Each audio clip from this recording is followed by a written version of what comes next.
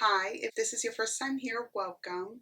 If you have already subscribed to this growing community, welcome back. I'm so glad you're here. I read the Bible on my channel and we are going to continue in the book of Judges. All of the previous videos are going to be linked down below. Judges chapter 17, Micah's Idols, and the Bible reads.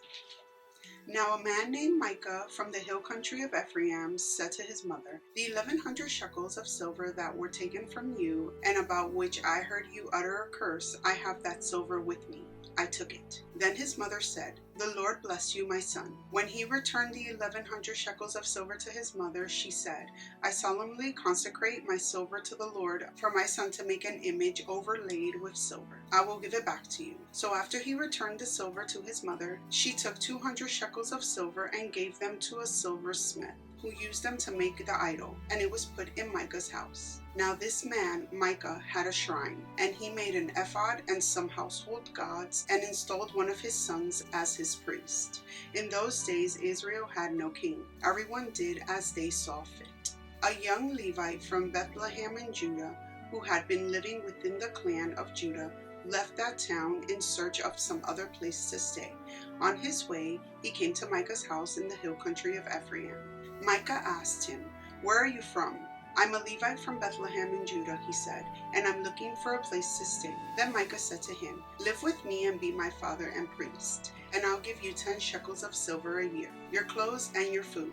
So the Levite agreed to live with him, and the young man became like one of his sons to him. Then Micah installed the Levite, and the young man became his priest and lived in his house. And Micah said, Now I know that the Lord will be good to me, since this Levite has become my priest. Judges chapter 18. The Danites settle in Laish. In those days Israel had no king, and in those days the tribe of the Danites was seeking a place of their own where they might settle, because they had not yet come into an inheritance among the tribes of Israel. So the Danites sent 5 of their leading men from Zorah and Eshcol to spy out the land and explore it. These men represented all the Danites. They told them, Go explore the land. So they entered the hill country of Ephraim and came to the house of Micah, where they spent the night. When they were near Micah's house, they recognized the voice of the young Levite. So they turned in there and asked him, Who brought you here? What are you doing in this place? Why are you here? He told them what Micah had done for him, and said, He has hired me and I am his priest. Then they said to him, Please inquire of God to learn whether our journey will be successful. The priest answered them,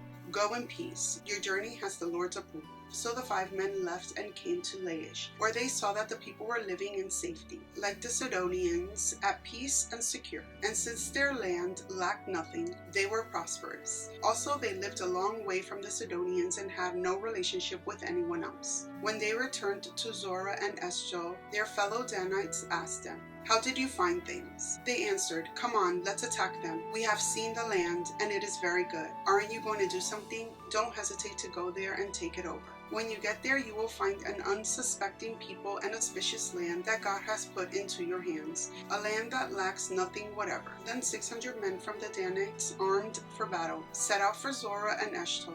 On their way, they set up camp near Kiriath-Jearim in Judah. This is why the place west of Kiriath-Jearim is called Mahane Dan to this day. From there they went on to the hill country of Ephraim and came to Micah's house. Then the 5 men who had spied out the land of Laish said to their fellow Danites, Do you know that one of these houses has an ephod, some household gods, and an image overlaid with silver? Now you know what to do. So they turned in there and went to the house of the young Levite at Micah's place and greeted him. The 600 Danites, armed for battle, stood at the entrance of the gate.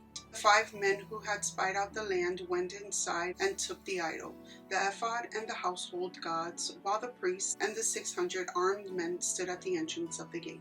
When the 5 men went into Micah's house and took the idol, the ephod and the household gods, the priest said to them, What are you doing? They answered him, Be quiet, don't say a word. Come with us and be our father and priest. Isn't it better that you serve a tribe and clan in Israel as priests rather than just one man's household? The priest was very pleased. He took the ephod, the household gods, and the idol and went along with the people. Putting their little children, their livestock, and their possessions in front of them, they turned away and left. When they had gone some distance from Micah's house, the men who lived near Micah were called together and overtook the Danites. As they shouted after them, the Danites turned and said to Micah, "What's the matter with you that you called out your men to fight?" He replied, "You took the gods I made and my priest and went away. What else do I have? How can you ask, 'What's the matter with you?'" The Danites answered, "Don't argue with us, or some of the men may get angry and attack you, and you and your family will lose your lives." So the Danites went their way, and Micah, seeing that they were too strong for him, turned around and went back home.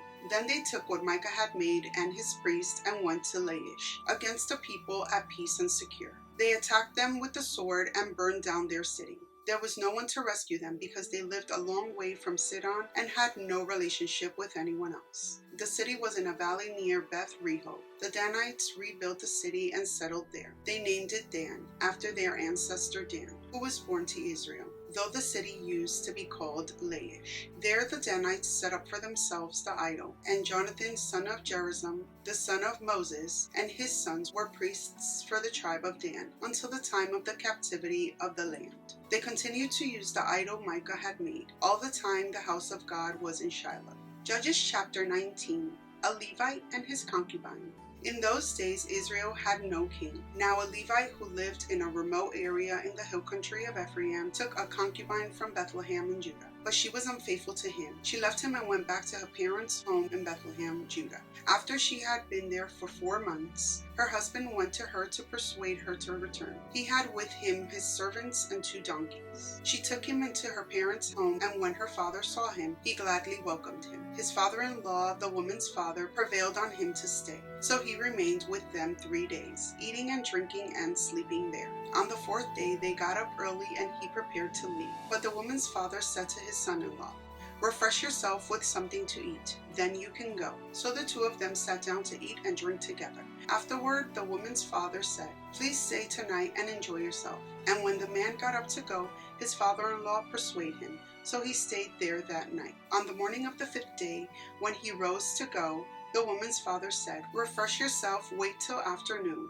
So the 2 of them ate together. Then when the man with his concubine and his servant got up to leave, his father-in-law, the woman's father, said, "Now look, it's almost evening. Spend the night here, the day is nearly over. Stay and enjoy yourself. Early in the morning you can get up and be on your way." But unwilling to stay another night, the man left and went toward Jabez, that is, Jerusalem, with his 2 saddled donkeys and his concubine. When they were near Jabez and the day was almost gone, the servant said to his master, "Come, let's stop at this city of the Jebusites and spend the night." His master replied, "No, we won't go into any city whose people are not Israelites. We will go on to Gibeah." He added, "Come, let's try to reach Gibeah or Ramah and spend the night in one of those places." So they went on, and the sun set as they neared Gibeah in Benjamin. There they stopped to spend the night. They went and sat in the city square, but no one took them in for the night. That evening an old man from the hill country of Ephraim, who was living in Gibeah, the inhabitants of the place were Benjamites, came in from his work in the fields. When he looked and saw the travelers in the city square, the man asked, "Where are you going? Where did you come from?" He answered, "We are on our way from Bethlehem in Judah to a remote area in the hill country of Ephraim, where I live. I have been to Bethlehem in Judah, and now I am going to the house of the Lord. No one has taken me in for the night. We have both straw and fodder for our donkeys, and bread and wine for ourselves, your servants. Me, the woman, and the young man with us, we don't need anything." "You are welcome at my house," the old man said. "Let me supply whatever you need. Only don't spend the night in the square." So he took him into his house and fed his donkeys. After they had washed their feet, they had something to eat and drink. While they were enjoying themselves, some of the wicked men of the city surrounded the house, pounding on the door. They shouted to the old man who owned the house, "Bring out the man who came to your house so we can have sex with him."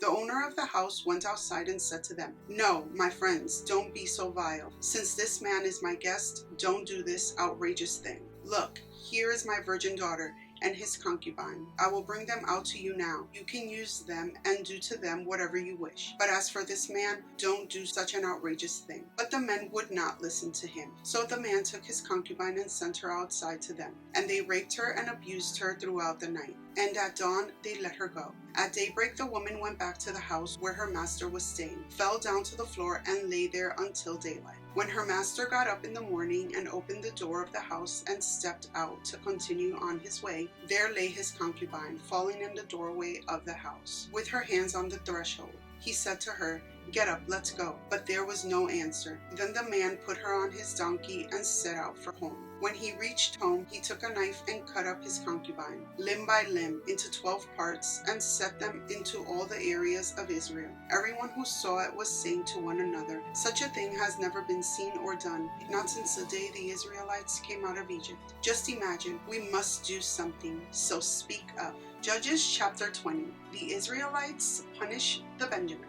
Then all Israel, from Dan to Beersheba, and from the land of Gilead, came together as one and assembled before the Lord in Mizpah. The leaders of all the people of the tribes of Israel took their places in the assembly of God's people, 400,000 men armed with swords. The Benjamites heard that the Israelites had gone up to Mizpah. Then the Israelites said, "Tell us how this awful thing happened." So the Levite, the husband of the murdered woman, said, "I and my concubine came to Gibeah in Benjamin to spend the night. During the night the men of Gibeah came after me and surrounded the house, intending to kill me. They raped my concubine and she died. I took my concubine, cut her into pieces, and sent one piece to each region of Israel's inheritance, because they committed the lewd and outrageous act in Israel. Now all you Israelites, speak up and tell me what you have decided to do." All the men rose up together as one, saying, "None of us will go home. Not one of us will return to his house. But now this is what we'll do to Gibeah. We'll go up against it in the order decided by casting lots. We'll take 10 men out of every 100 from the tribes of Israel,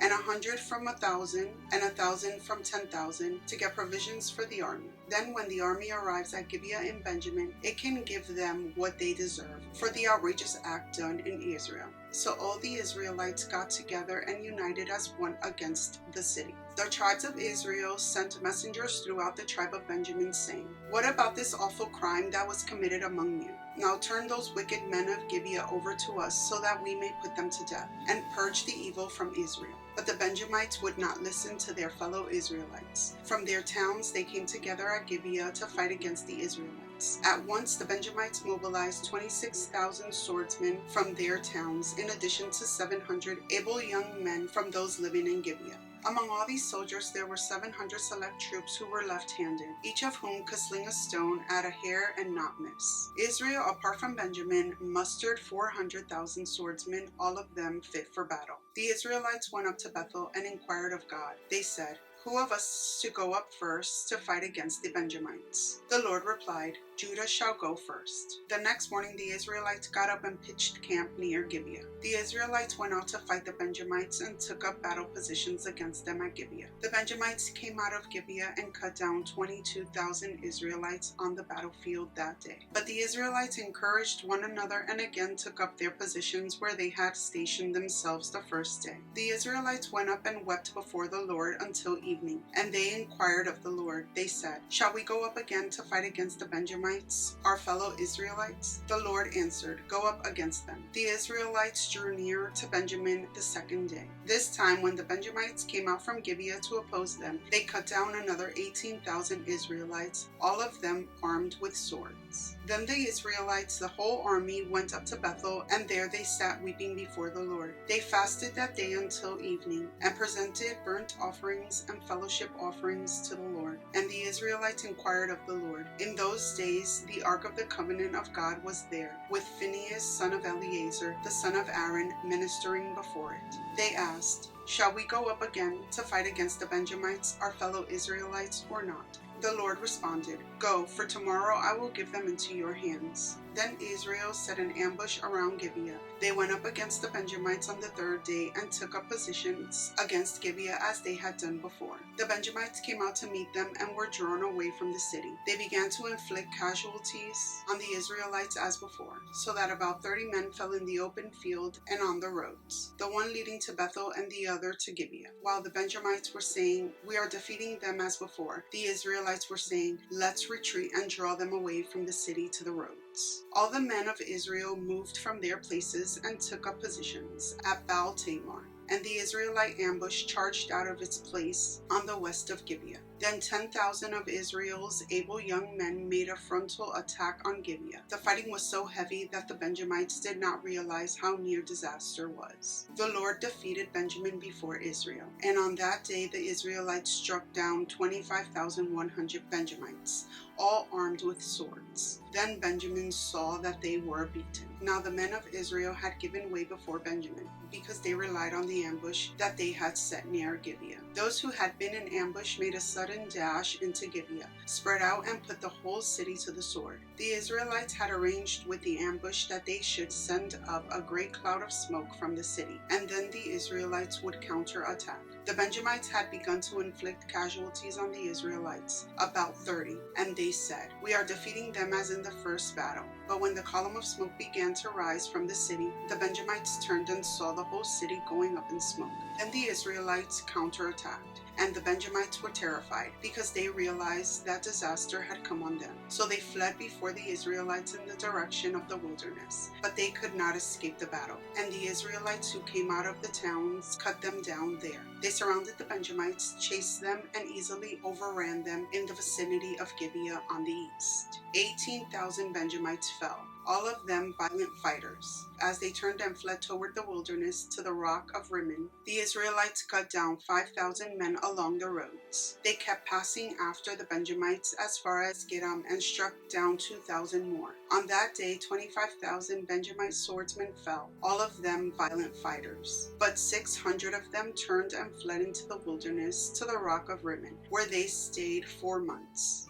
The men of Israel went back to Benjamin and put all the towns to the sword, including the animals and everything else they found. All the towns they came across they set on fire. Judges chapter 21. Wives for the Benjamites. The men of Israel had taken an oath at Mizpah. "Not one of us will give his daughter in marriage to a Benjamite." The people went to Bethel, where they sat before God until evening, raising their voices and weeping bitterly. "Lord, God of Israel," they cried, "why has this happened to Israel? Why should one tribe be missing from Israel today?" Early the next day, the people built an altar and presented burnt offerings and fellowship offerings. Then the Israelites asked, "Who from all the tribes of Israel has failed to assemble before the Lord?" For they had taken a solemn oath that anyone who failed to assemble before the Lord at Mizpah was to be put to death. Now the Israelites grieved for the tribe of Benjamin, their fellow Israelites. "Today one tribe is cut off from Israel," they said. "How can we provide wives for those who are left, since we have taken an oath by the Lord not to give them any of our daughters in marriage?" Then they asked, "Which one of the tribes of Israel failed to assemble before the Lord at Mizpah?" They discovered that no one from Jabesh Gilead had come to the camp for the assembly. For when they counted the people, they found that none of the people of Jabesh Gilead were there. So the assembly sent 12,000 fighting men with instructions to go to Jabesh Gilead and put to the sword those living there, including the women and children. "This is what you are to do," they said. "Kill every male and every woman who is not a virgin." They found among the people living in Jabesh Gilead 400 young women who had never slept with a man, and they took them to their camp at Shiloh in Canaan. Then the whole assembly sent an offer of peace to the Benjamites at the rock of Rimmon. So the Benjamites returned at that time and were given the women of Jabesh Gilead who had been spared, but there were not enough for all of them. The people grieved for Benjamin because the Lord had made a gap in the tribes of Israel. And the elders of the assembly said, "With the women of Benjamin destroyed, how shall we provide wives for the men who are left? The Benjamite survivors must have heirs," they said, "so that a tribe of Israel will not be wiped out. We can't give them our daughters as wives, since we Israelites have taken this oath. Cursed be anyone who gives a wife to a Benjamite. But look, there is an annual festival of the Lord in Shiloh, which lies north of Bethel, east of the road that goes from Bethel to Shechem, and south of Lebanon. So they instructed the Benjamites, saying, "Go and hide in the vineyards and watch. When the young women of Shiloh come out to join in the dancing, rush from the vineyards, and each of you seize one of them to be your wife. Then return to the land of Benjamin. When their fathers or brothers complain to us, we will say to them, 'Do us the favor of helping them, because we did not get wives for them during the war.' You will not be guilty of breaking your oath, because you did not give your daughters to them." So that is what the Benjamites did. While the young women were dancing, each man caught one and carried her off to be his wife. Then they returned to their inheritance and rebuilt the towns and settled in them. At that time, the Israelites left that place and went home to their tribes and clans, each to his own inheritance. In those days, Israel had no king. Everyone did as they saw fit. These were the last chapters in the book of Judges. Please come back because we're going to be getting into the book of Ruth next, and I'm super excited about it. I'll see you in my next one. Many blessings to you. Bye.